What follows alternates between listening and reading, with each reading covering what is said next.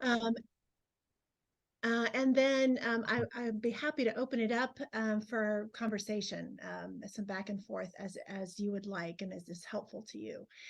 So my name is Christine Roy Yoder. I've been at Columbia Theological Seminary, which is in Decatur, Georgia.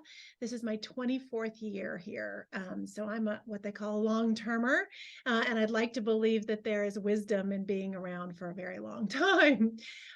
Just recently, I was appointed as Dean of the Faculty and Vice President for Academic Affairs. So I'm finding any of you who've been administrators or managers or supervisors, I'm learning that there's a whole new kind of wisdom that needs to come into play to do that work wisely and well.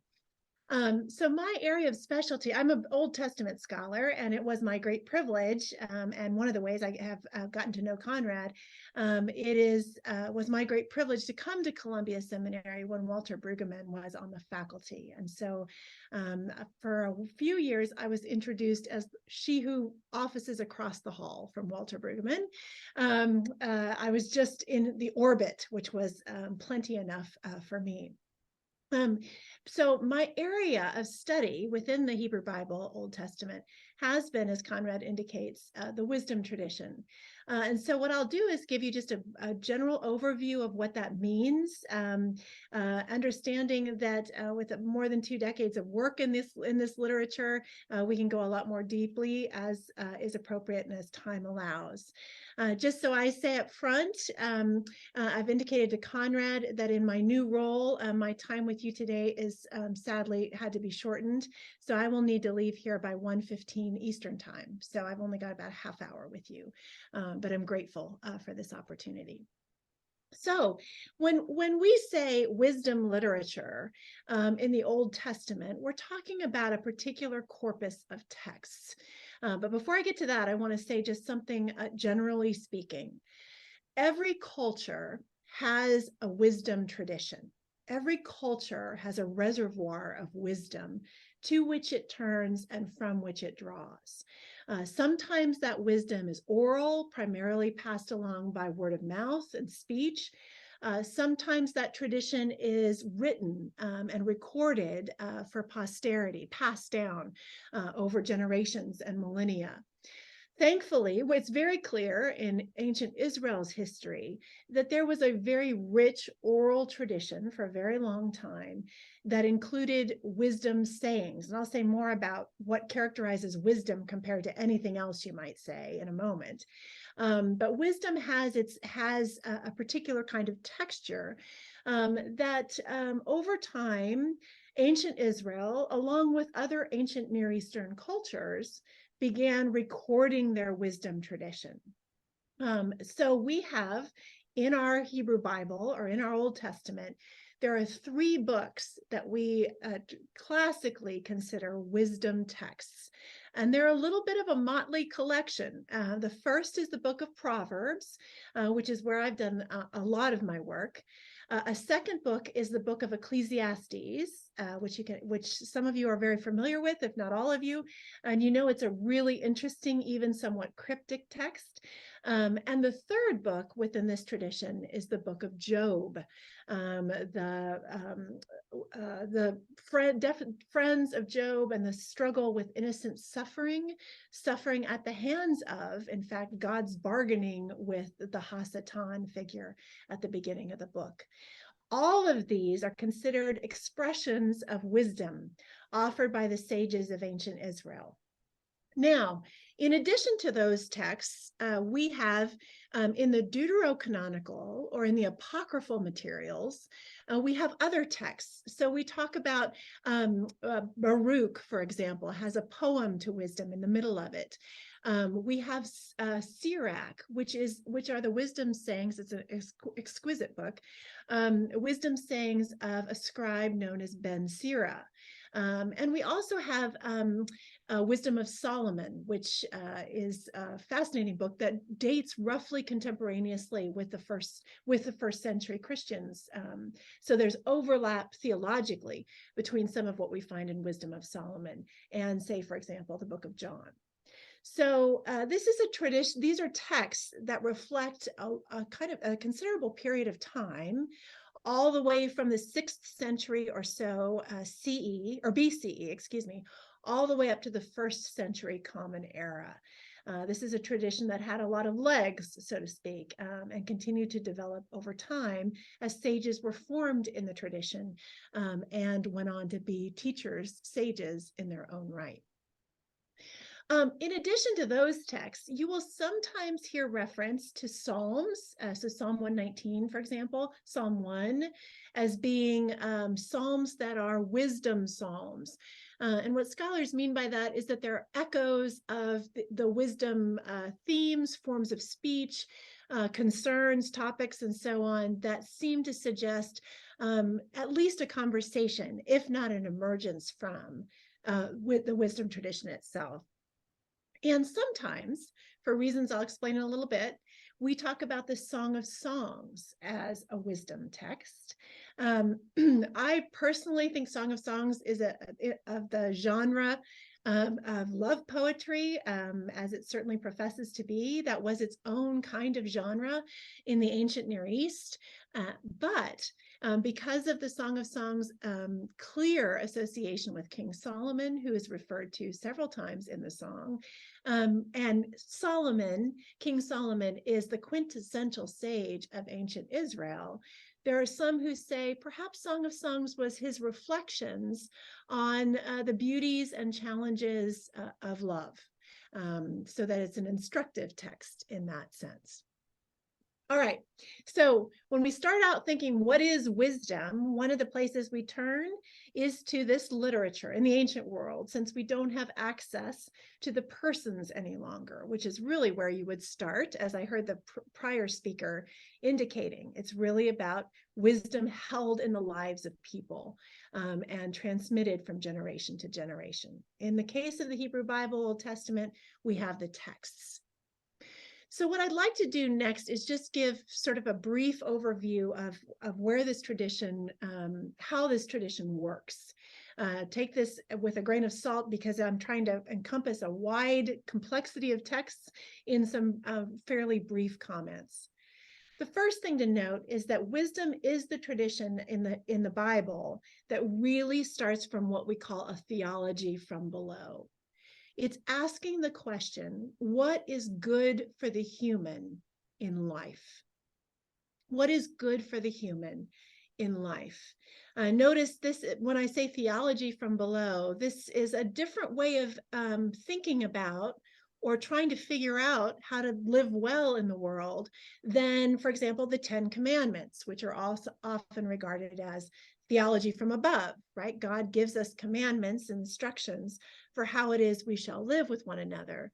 This is a question that's asked from below, meaning when the sages ask the question, what is good for the human, they turn readily to experience, human experience.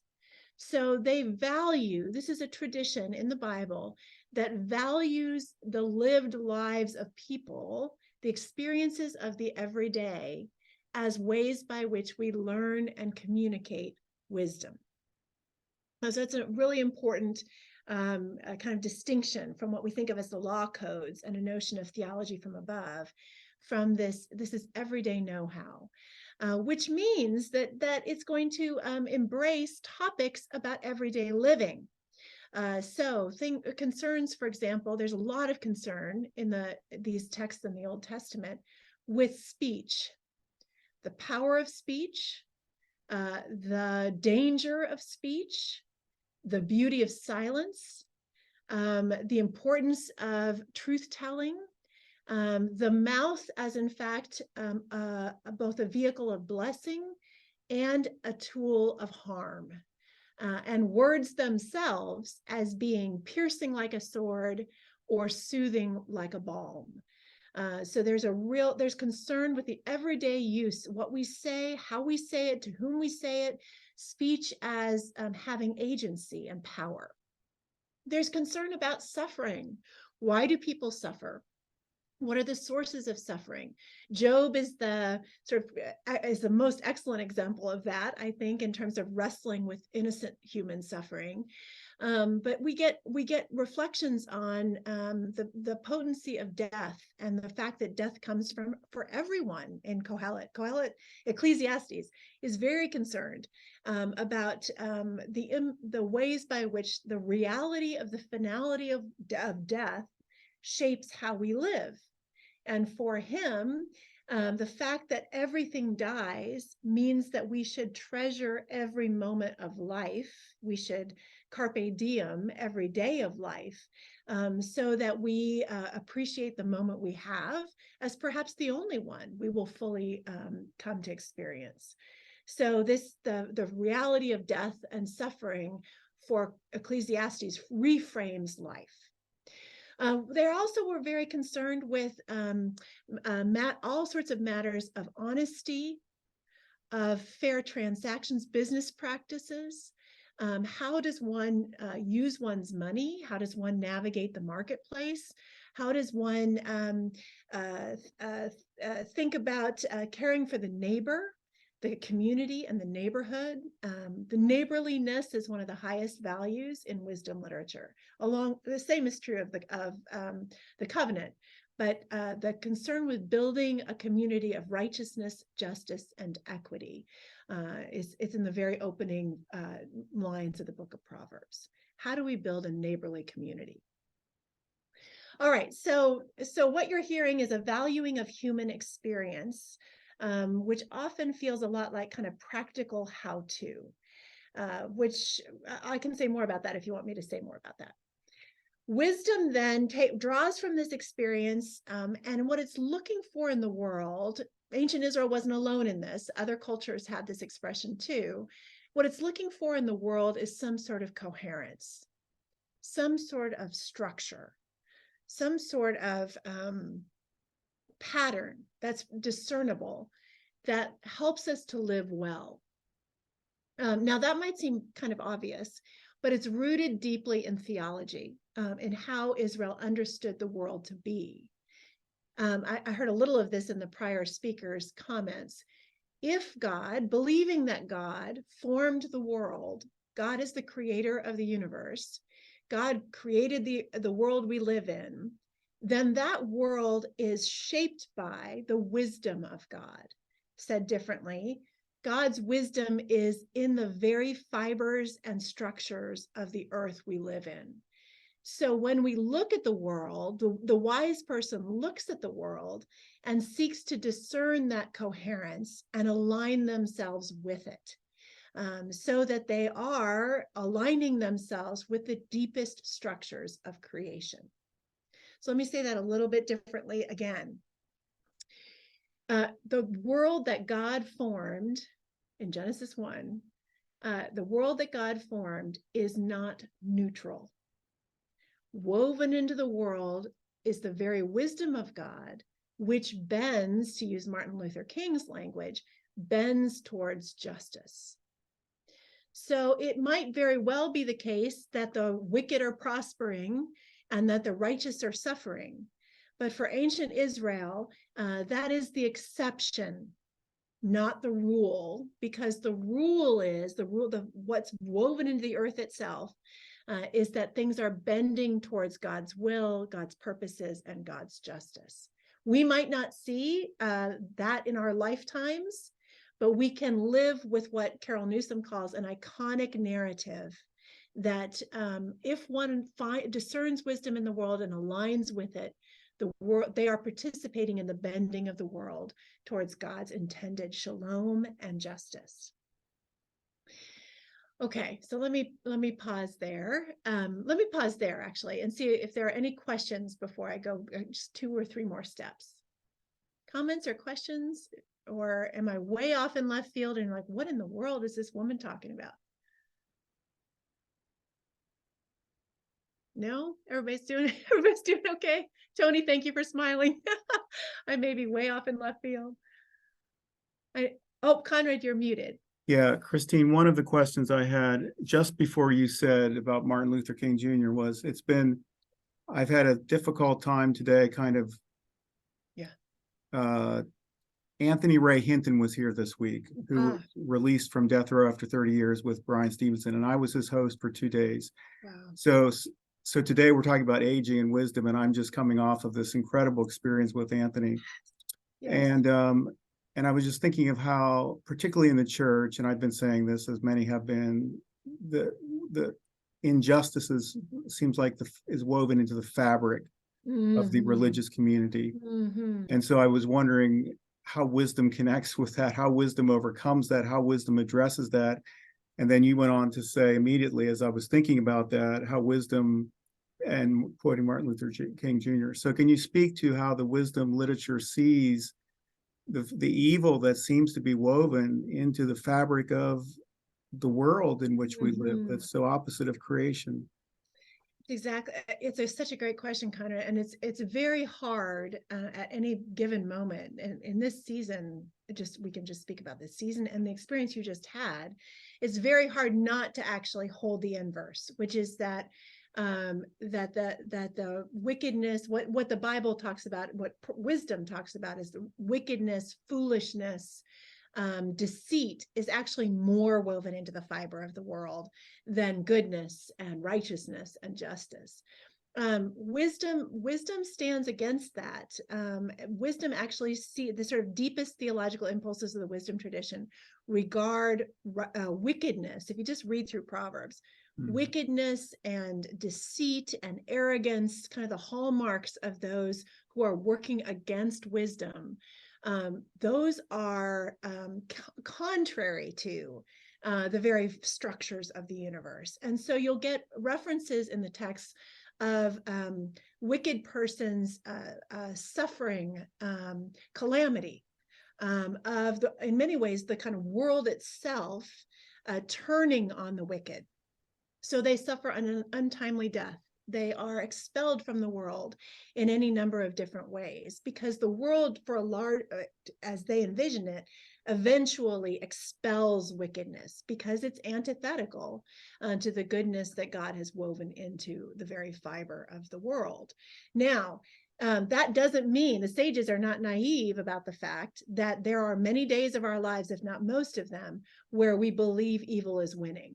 We believe wickedness is winning, and that the tides of those forces are so overwhelming that goodness and mercy and kindness can never stand against them. And what the sages say in those instances are, um, um, despite what you see, we have to believe in this deep iconic narrative because we believe God is the creator of the world. So it may not be a satisfying answer, but it's really the way they seek to form a community that responds in the face of evil. You're working towards the deepest impulses of God's creative work. So then, Christine, one of my questions has been, in working with Walter Brueggemann, he does very little with the wisdom literature.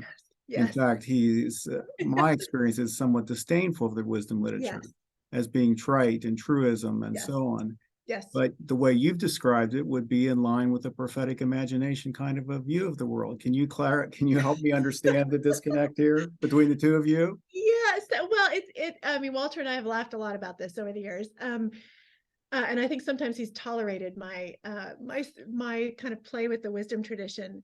Part of Walter's frustrations with the wisdom tradition, you've named a few, but part of his frustration with it is that it is associated, because Solomon is this quintessential sage. Right. He's a king. Right. He's a king of excess and bureaucracy, to talk about Walter's language for Solomon, that it becomes an expression of that. It becomes trite, as you said.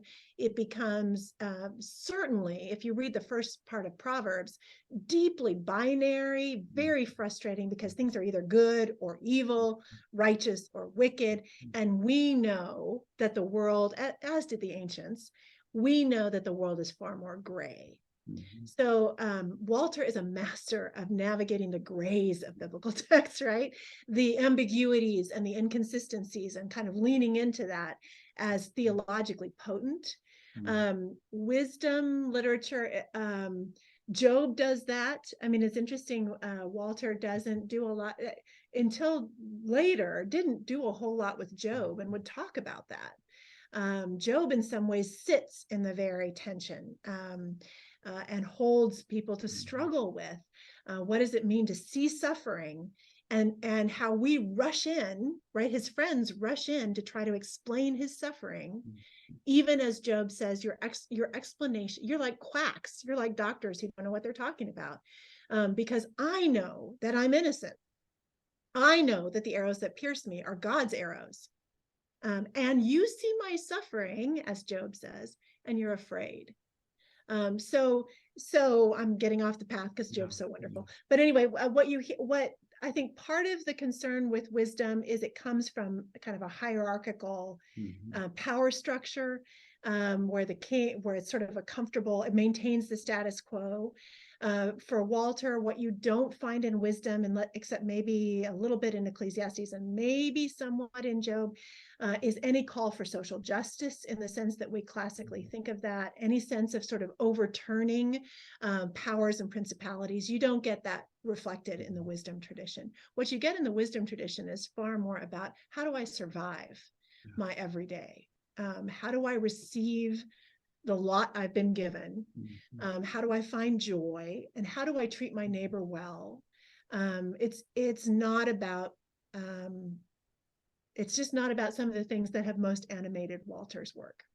And I wasn't meaning to take from your work in bringing Walter Yeah. in. I was using him as a foil to hear what you would Yeah, say. that's right. That's right. Yeah, it's the great thing is, these traditions and texts talk across each other. And so, there's no question that wisdom is one voice, right, alongside the prophetic texts and the law, for example. There's a rich and thick conversation happening in the biblical texts across each other and to each other, and wisdom participates in that. Even within the wisdom tradition, you have a conversation happening. Proverbs is often seen as kind of realistic wisdom that's pretty optimistic about life. It kind of thinks you can learn some kind of 4 out of 5 dentists recommend you do it this way. You can kind of learn that and navigate life pretty well. But Job stands there and says, Job was a wise person. By all accounts, had done everything that Proverbs would instruct Job to do, and Job's world fell apart. So within the tradition itself, there's debate, and a lot of that debate circles around what we talk about in terms of the limits of wisdom. This is a tradition that actually understands that it understands that human determination, human understanding, human persistence can only take us so far.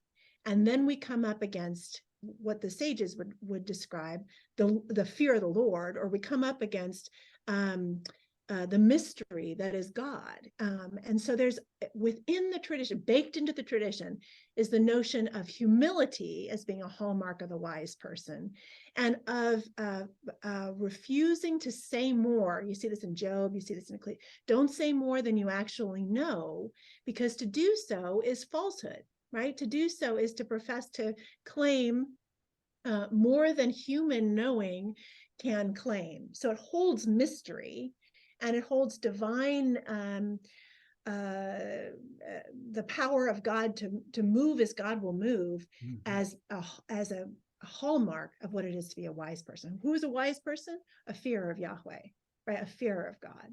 And by fear, it means one who reveres, one who honors, one who stands in the mysterium tremendums before God, right? Who recognizes the great chasm between us and God. So I kind of went everywhere there, Conrad, but no, that's so helpful. And it's helping me to kind of it's helping to bring my two worlds together today, which I was struggling with. Because as we had dinner, Heidi and I, my wife and I, with Anthony, it was like being in a southern or rural Black church where God is good all the time. And it's, we heard that's what got him through. We said, where's the dealing with the trauma? Where's the anger, injustice? Well, then he came to my class and he spoke about the death penalty, and the anger came out. And then the next night he had the lecture, and he lamented and he cried and he wept. And so I just saw the wisdom of that community helped get him through, but there was still the anger, and there was still the trauma, and there was still the lament, and it was like all of this came together. And so that's what I'm kind of hearing from you. Yes. Wisdom is a piece of all of this. It really is. It really is. So let me say a little bit more, and then let's see if it helps kind of build this out a little bit further.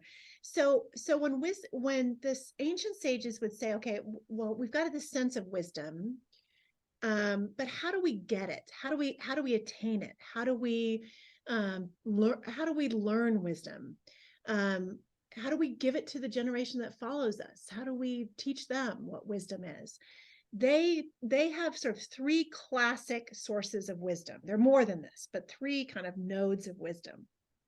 The first, which is what you were hearing about as I logged in at 12:30, the first is the wisdom of the elder. And the wisdom of the elder is the wisdom, I heard the previous speaker saying much that reverberates with the biblical tradition. The elder has wisdom simply by having survived. Right? Gray in Proverbs, gray hair is a crown on the head. Why? Because it means you have survived life. And by that very definition, you have something to teach everyone who's coming up behind you. There is a valuing of the sheer art of survival, of having navigated life's complexities and joys. And that is held up in the wisdom tradition as being a vital source for how humans learn how to navigate life wisely and well. So there's a lot of turning to the elder, respect for the elder, studying from the elder. Over and over again, wisdom texts in the ancient Near East are cast as the instructions from a parent to a son, usually a king to their son. It's one generation imbuing the next with the wisdom that they have earned day in and day out and day in and day out, so that the next generation might benefit from it, right? Might not have to walk the same rocky path they had to walk. So the valuing of elders, sometimes I go into churches and I say, in a culture, in an American culture right now, that so venerates youth, even like really young youth, we stand in grave peril of losing the wisdom that comes from those who have made it to a place where they can really look back and say, yeah, I've survived. And alongside sort of street smart survival skills, the sages would turn to artists. They would say, boy, the people who can work with their hands, who build ships and who make textiles, these are people who have a kind of wisdom of the body and the mind that we can learn something from. So art itself is an expression of wisdom. They turn next really to the natural world. So there are throughout the wisdom tradition, there are what we in the field call go to the ant proverbs. Proverbs 6 is one. Go to Proverbs 30 if you want to read some of these. And the whole idea, Proverbs 6 is all about, look at the little ant, right? Exceedingly small, it keeps being called. This little tiny ant is exceedingly small, yet it gathers all of its food and harvest, and it does it without being told, right? And then it has food stored in seasons of scarcity. So what are you learning about this little tiny creature that you could crush under your foot if you just didn't even think about it? This little ant, by its very behavior, its sense of time, its sense of knowledge of the difference between abundance and scarcity, its self-determination, its capacity to get to work when it knows it needs to get to work. The ant is, in a very small body, a creature of God who has something to teach us as other creatures of God. So Solomon, 1 Kings 4, when it describes Solomon's wisdom, it says he would talk about reptiles and fish, right? The hyssop that grows in the wall, the cedars of Lebanon.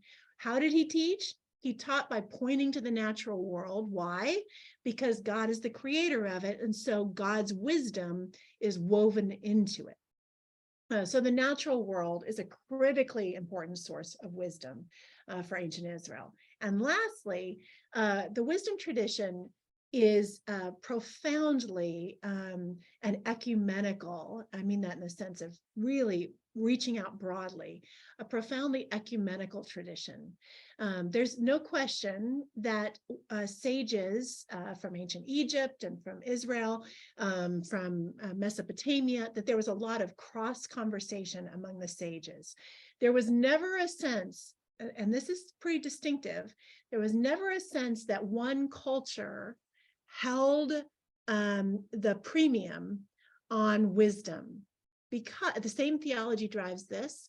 Because God made all persons, all cultures, all peoples, surely other cultures have things to teach ours about wisdom. So, for example, Proverbs contains within it, the last two sections of Proverbs are attributed to persons who are not Israelites. We have the wisdom of Agur in Proverbs 30, and we have the wisdom of King Lemuel's mother.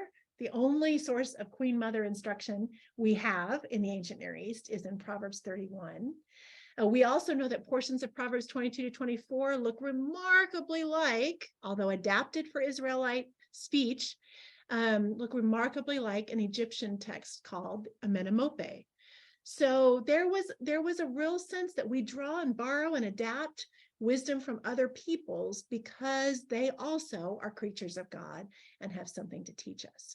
So from the elder to the ant, right, to other cultures, this was a tradition that's posture is one of receptivity and attentiveness to the world around it.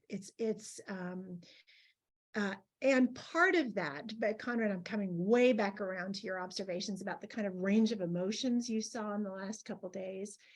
Part of what wisdom does, and this is more work is being done on this recently, I'm part of this work.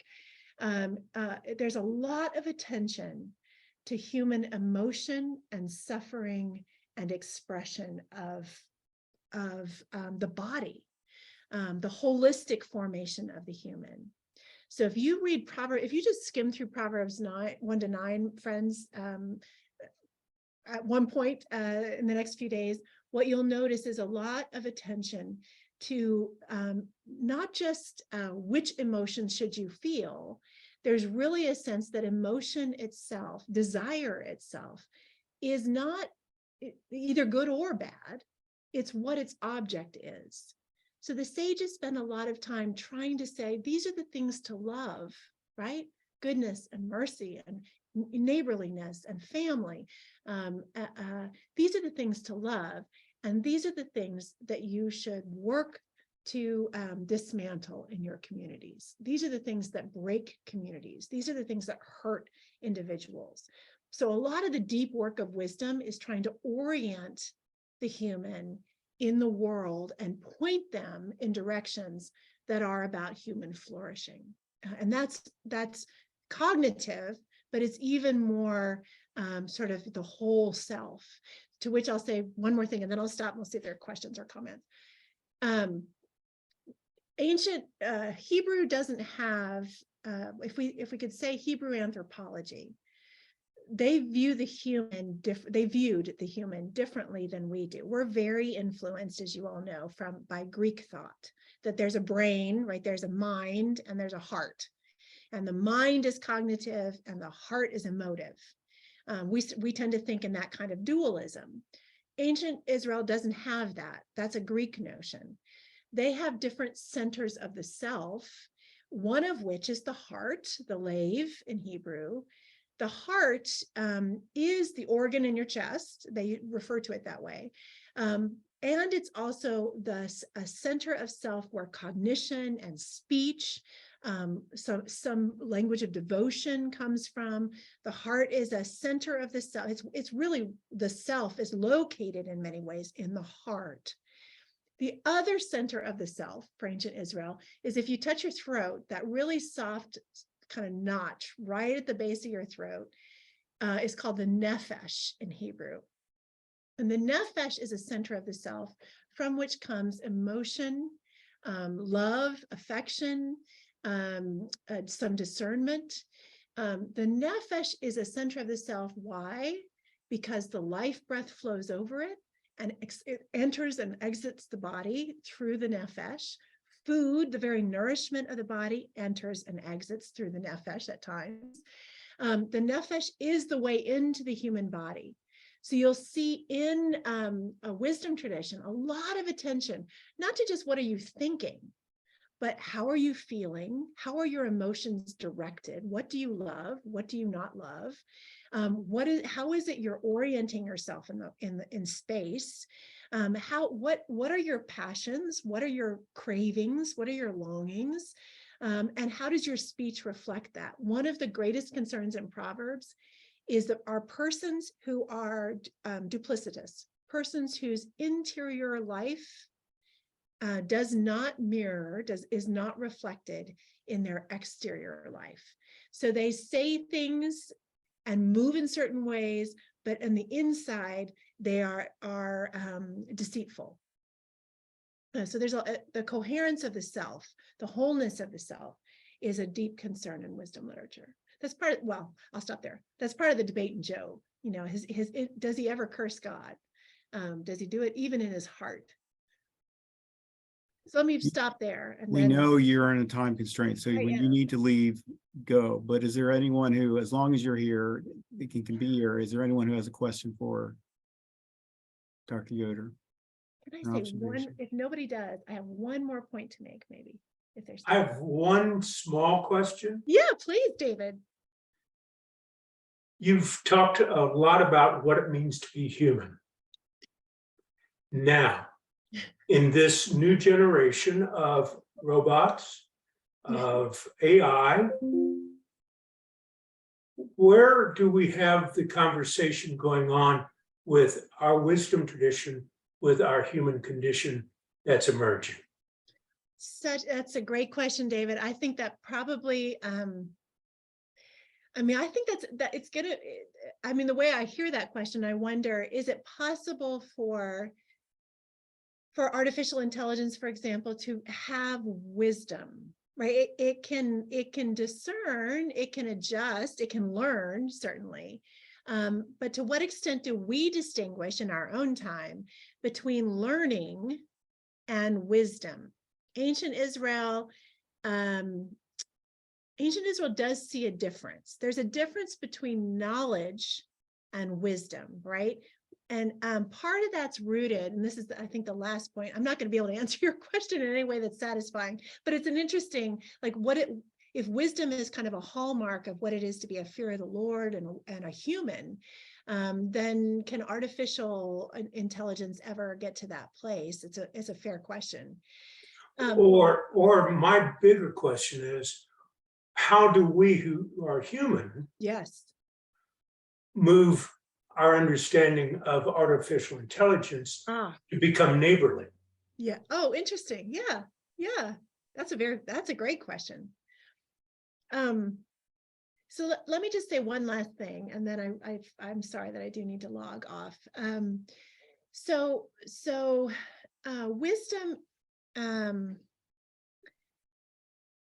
Wisdom is as much a skill as an art form. And part of what helps me get at this is language that distinguishes between moral skill and moral will. A wise person, let me say it this way, it's not enough. We all know this in our own lives. It's not enough to have memorized every proverb in the book of Proverbs and think you're wise. A wise person has to be able to take the tradition, have learned the tradition, and be able to translate it into a particular circumstance, into a context. How many of you have ever been in the room when somebody said the wrong proverb, right? What happens? Well, in my experience, when somebody says the wrong proverb or thinks they've offered a really wise word and everybody else is like, I don't know what you're talking about, it's usually because the person has misread the circumstances and has pulled from the tradition an inappropriate or ill-fitting proverb. What does it reveal? The person might know the tradition, but the person can't read what's happening in the room. So what wisdom insists upon is this kind of incredible skill that weaves together these two things, moral skill and moral will. Moral skill is the capacity to discern what is happening in the moment and to respond intelligently and appropriately. It's a skill. To be able to read the room and respond in ways that people kind of nod their heads and say, yeah, that's intelligent, that's appropriate, that fits. Moral will is a disposition. It's a disposition that loves honesty and kindness and justice and peace, beauty, and so on. It's a love. It's a disposition. It at the same time hates wickedness and evil and seeks to do the right thing. Okay, do you hear the difference? One is a skill. I can read the room and I can respond intelligently in light of it. The moral will is this disposition. I love beauty and justice and righteousness and goodness and kindness and so on. And I work against evil and wickedness in my circumstances. Now, here's the thing.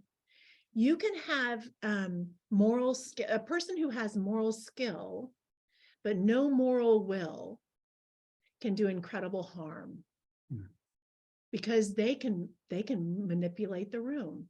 They can make the room do whatever they want the room to do. Why? Because they have the skill. They can read the room and they can respond in ways that appear intelligent, right? But that actually are towards manipulative ends.